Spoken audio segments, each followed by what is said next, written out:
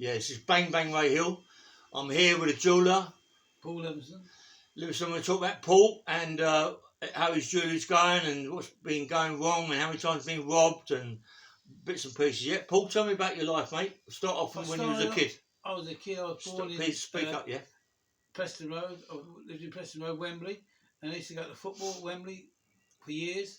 And then I got offered a job in Hatton Garden as a mounter, and I worked in Hatton Garden for a good 30 years. I had a jewellery shop, had a chain factory. You used to supply the trade, everybody in the trade. Then I obviously had a bad robbery. Well, let's stop there, Paul. Tell me about when you was a kid. What was you like as a boy, Paul? Me, I was play football all the time. I used to be up Barn Hill playing football every day. Used to do paper rounds. Used to do milk round every day. Used to work down Wembley Market. And you Jewish, Paul? Of course, yeah, I'm Jewish, yeah. Your mum Jewish? Yes. And your dad? Yes. And brothers and sisters? One brother. One brother. And what's he doing now, Paul? What's he doing now? He never really worked. He don't work at all now. He never worked. He never worked. He's not like you, Paul. 24/7. Yeah. So how old was you when you started the jewellery game, Paul? About 19. 19. Where was that? Hatton Garden. And how many hours a day you work, Paul? 12 hours a day minimum. So how many hours is that? What is it? In a college, Paul? No, I was working with Benson and Zeph. I used to do mounting there, but I used to get 8 in the morning, leave 8 at night. Okay. Well, what sort of money you earn there, £12 a week. £12 a week. Yeah. What year was that? what year is that, Paul? How old you? You ain't that old, Paul. Yeah, £12 a week I was getting. Yeah. £12 a week. Apprenticeship. Wow. And how much? For fair money was £4. But yeah, but you learnt the trade, didn't it, Paul? Yeah, I learned the trade. I mean, I met you. How many years ago, Paul? 15 years, maybe. 15 years ago? No, was it? No, I come out of prison. I've been out of prison 9 years, Paul. 8 years ago, then. Yeah, 8 years ago. Yeah. You were with John, weren't you? Yeah, Paul met me. Paul wanted me to be his bodyguard. I mean, he used to take big loads of money around with him and jewelry. Tell the people what sort of money you used to take around with you, Paul. Took loads. We had probably 200 or 300 grand of jewellery on us all the time. We used to go to jewellers all over the country, all over in Cornwall, Scotland, everywhere, all up and down the country. But unfortunately, the gold was very cheap at the time, so people used to buy it. Now it's gone so expensive that people don't want to replace the jewellery like they did. I mean, a gold chain today, it costs probably at the time, I don't know, 100 quid now costs 700 quid. Really? That's the problem we got. So tell us about your first robbery, Paul. What happened there, mate? The first one. Where was that? Christmas in Hatton Garden, Saffron Hill, and bloke come on with, Jason who worked, we just went out up the road to deliver some gold, and someone came in and banged me on the head with an iron bar. So tell me about the robbery part itself. What happened? Well, they came in the front door as a customer. As what, in Hatton Garden, Paul? In Hatton Garden, yeah. Okay. What about security? What happened to security and all that, Paul? I looked in the camera, he says, I've come to buy a gold chain. I let him in. He pulled a fucking iron bar and hit me on the head with an iron bar. Okay, fucking hell. So what do you take, Paul? Everything. What, the whole lot? All the safe, everything. Like, I've been saving gold for years. Yeah. He's took the lot. How much money, Paul? Round about how much money? $500,000. Crikey. And how long ago was that, Paul? How long was that? It was about 21. So how long ago was that? Fucking hell. 40 years ago? 42 years ago. And how much that worth then, Paul? I mean, what is it worth today? That's 750 up. No, $500,000 I lost then. Yeah, so what's it worth today, Paul? What would that be worth? £10 million a day. Yeah. Crikey. Tell me about the other robberies, Paul. What happened? The next robbery. Tell me that big one you had. Tell me about the one in your house, Paul. What happened in that one? They didn't get nothing. Oh, okay. Didn't get nothing at all. Okay. They came with pickaxe and baseball bats to the house, and the geezers, the dogs next door, luckily saw them and went for them, and obviously they didn't get nothing. They were waiting outside the house, and they ran down the road and obviously got away. I don't know how they got away. And the following day they came again to the same house, and I called the police, and the police came, they got away again. Blimey. Police should have come quietly and they could have caught them. So what about, tell me about, what do you think about the police officers in your area, Paul, at that time? Tell me about them. I'm not sure about them. You're not sure? To this day I think they were involved in my robbery. Yeah? How much so do you think that, Paul? Why would you think that, Paul? Because they came to my house and said, you won't get back in the jewellery trade. And then obviously they didn't investigate it properly at all, the robbery. Okay, and they've always been involved. The police have always been involved in all your robberies, yeah. Not really, no, just that robbery, the big robbery in Leeds, 708 grand.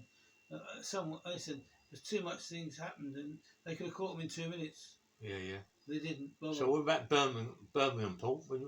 You was in Birmingham Market, Paul, yeah? Yeah, I used to go do the Birmingham jewellery market. You had a shop there, Paul? Yeah, 2 shops there, yeah. Big? Yeah, they're nice shops, yeah. So, what sort of money? Come over a bit, Paul. People can't see us up, What yeah? sort of money? What sort of money was you earning there, Paul? I don't know. A couple of grand, I suppose, but it weren't brilliant money, but it's good regular money, you know. Yeah. You know, I mean, now the game's changed so much because gold's gone up so expensive. I mean, a 2 gram chain that used to cost like 6-8 quid now sells for 100 quid. That's the problem we got. Okay. Tell us about the other robberies, Paul. What? Tell me about what you've done. You've done with 2 robberies, yeah. There was another robbery in. Tell me about your robberies. Tell me, Paul. A robbery in Boreham Wood. Okay. In Bushy. Okay. Outside my friend's house. I came out to get in the car and there was 2 blokes jumped me. And with Tell knives. me what happened, Paul. The whole lot, yeah. I came out to the car, put the bags in the boot of the car, and they jumped me with some knives. I went down on the floor, screamed, and then they ran away with the bags. And then my mates come out of the house, and I should have picked them up, and I chased them. And then I go roll up Adam Corner with the car, and they smashed into my car and drove off. Tell me about what you said. You drove over one, Paul. Yeah, drove over one of them. Yeah. I drove over one of them. He went underneath the car, but he got up and he legged it. He was walking. I don't know what I done to his leg, but he got away.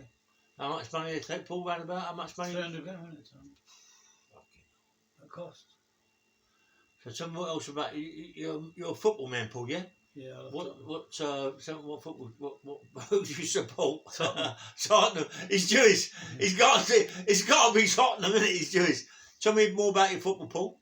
Well, you know, I know that you said you had a box at Tottenham. Yeah, I had a box at Tottenham for a few years. You know, but unfortunately now the game's changed so much. I mean, if you look at what's going on with football now, it's all about money. It's not about supporters anymore. Okay.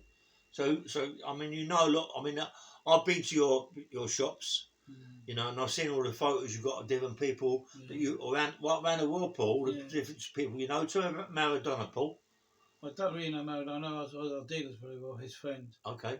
And I met everybody. I met everybody. I met Pele. I met everybody. I know. I've seen all the pictures you've got. So, yeah. You know, even what's his name? The world champion Tyson. Now, Tyson Fury. I met him a few months ago. I met him a few times. He's a nice fellow. Okay. Tell me about the footballers, Paul. When you were showing your box and all that.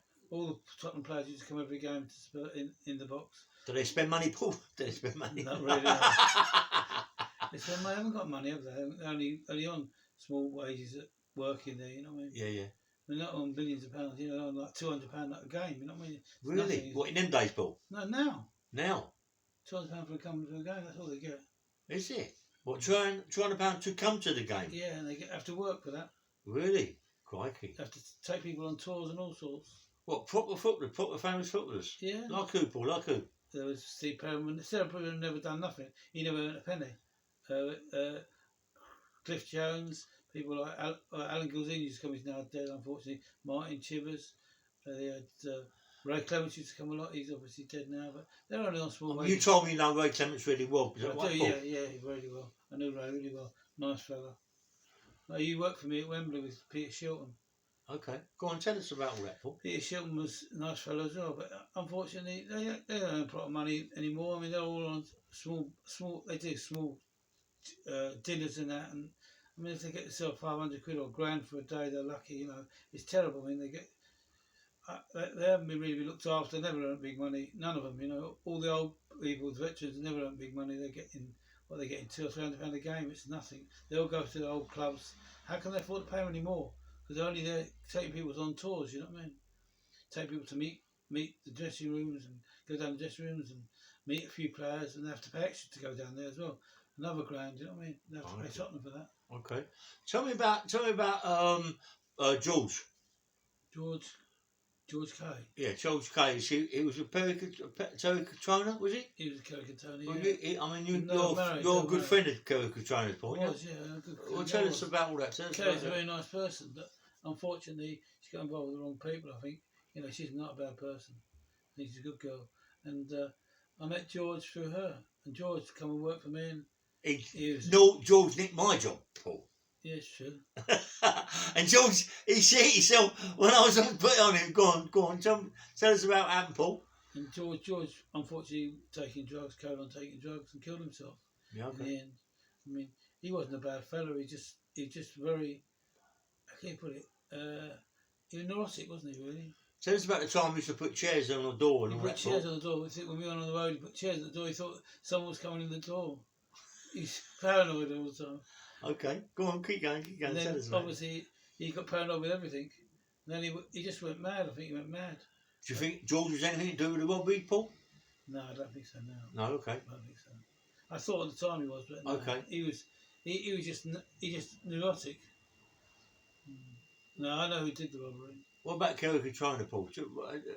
Tell us about Kerry. I saw Kerry about 2 years ago in Annabelle's.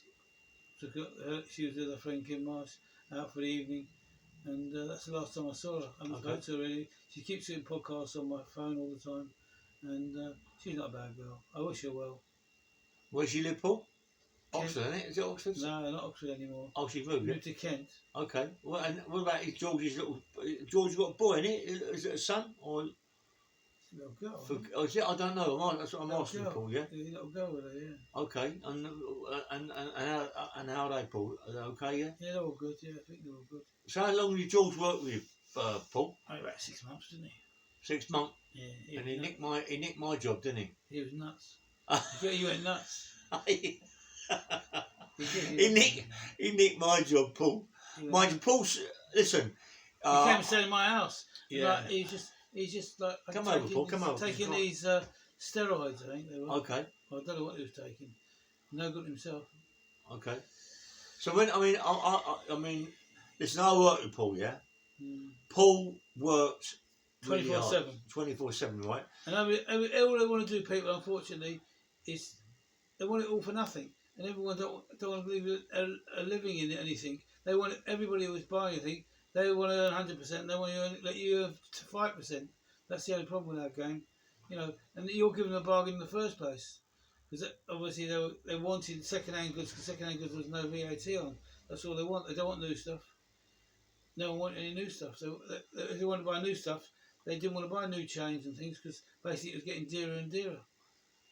Okay, so you remember that, don't you? Yeah, for sure. Would you go back into that game, Paul?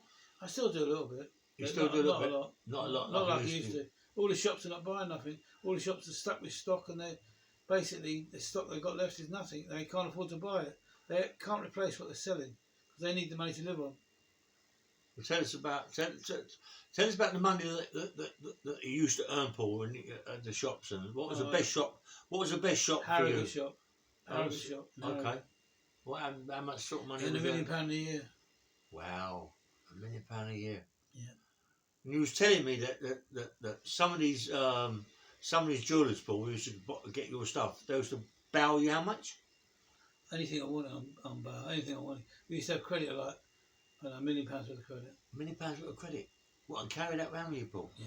But now you can't get any credit. No one gives any credit anymore. They've all been ripped off. Everybody's been ripped off.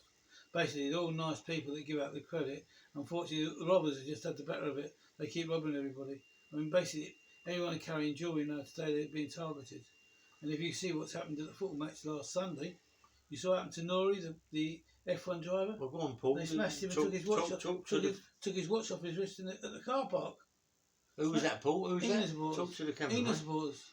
Really? Yeah, outside the ground. They nicked his watch. Yeah. How much that worth, Paul? 40 grand. 40 grand watch they took. Mind you, they've been doing it to footballers all over, Paul. No, but this is on Sunday was the worst ever. They beat people. That was just the worst time. They beat people up for no reason. Or they stabbed 2 people.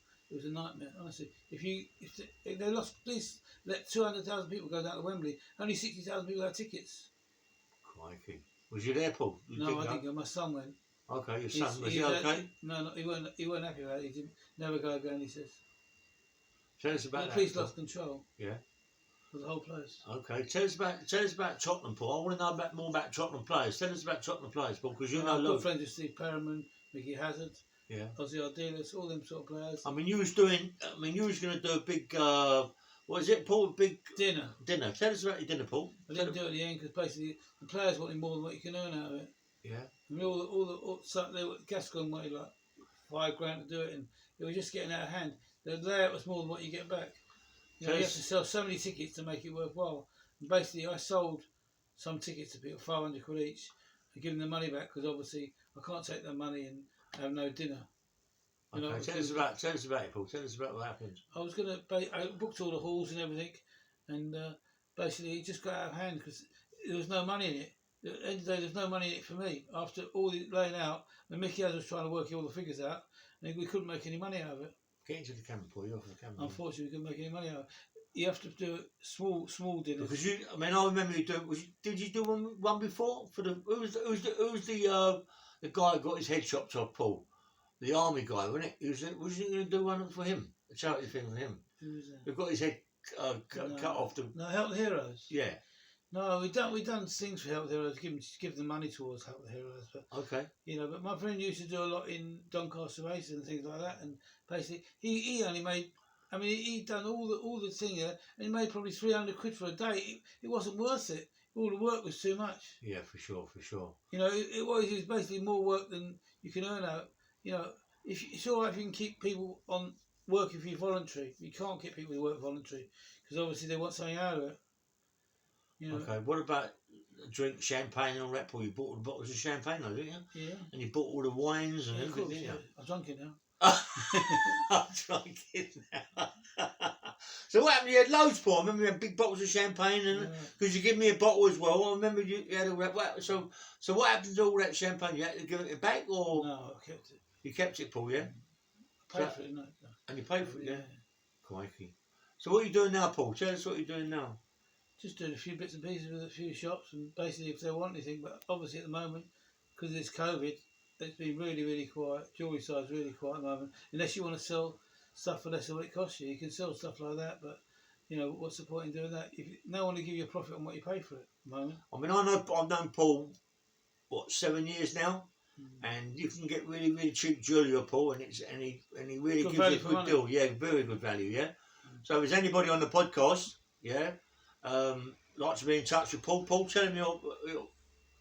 If you want to phone me, 07958 037 459. Send him again, Paul. 07958 037. And tell him what you deal with, Paul. Deal with Rolexes, diamonds, anything you want really. All right, money, but obviously, you've got to be a genuine person. And obviously, I don't know what sort of person you are, but you get a good value for money. That's all I can say. Yeah. So what sort of prices do you go up to, Paul? What's the sort of money you go up to? Anything you want, really. Any diamonds you want, any size, anything you want, really. But basically, you got to tell what sort of quality and what your budget is, because obviously, a 1 carat diamond now, they're going up to about £11,000 when they used to be, very cheap. I used to be able to buy 1 carat diamonds for about £700-800. Now they're just costing me about £2.5 for a decent stone. Really? So what sort of price? Say what colour, Paul? What colour? Are you an older colour? F colour probably costs about £3,000 now. Really? So what's the best one, Paul? A D colour. A D colour. Yeah, that's too much money. About £11,000 now for 1 carat D. Really? Crikey. Yeah. Tell us about your diamonds. Tell the people about your diamonds, Paul, and your watches and all that. I do watches and diamonds and things, whatever you want. Anything you want. But Rolexes have they've gone up so much money. They've got out of proportion now. Rolexes. They've really gone dear. They used to be so cheap to buy. Anyone's got Rolexes now that keep hold of it because you get it. Or sell it to you, or sell it to me. Yeah. So what sort of prices would you give someone for a nice Rolex, Paul? I mean, Men's Day date, gold now probably about $9-10 They only cost £5,000. Really? Right. So are you looking for stuff, Paul? Are you looking for diamonds and gold? Anything that's cheap, of course I'm. Come in, Paul, because people can't see it. Anything that's cheap, I buy. Of course I will. Yeah. If I want to sell it, if it's reasonable, I buy it. And how would you do your deals? And was it on the phone or? I come to see them. See what it looks like. Give them a price for it. If they don't want to sell it, they don't have to sell it. It's not a problem. Okay. Listen, this is Paul Levenston. Yeah. Say anything else, Paul? You want to say to them? No, it's just anything you need. If you need any stuff, just let us know, and I'll try and sort it out for you. But obviously, if you want to sell something, I'm interested as well. Anything you want to sell, I will give you top price for the gold, and basically, I won't do you on the weight, which everyone else will. Speak to you soon. Okay, he says, Bang Bang Ray Hill, like and subscribe, and I will put Paul on again later in the year, yeah. But he's a nice guy. I worked for him for quite a bit of time, and he pays good money for all his jewellery. Everybody likes him in the jewellery trade. He's got a good name. He's a nice guy, and please like and subscribe and take care. Yeah, nice one.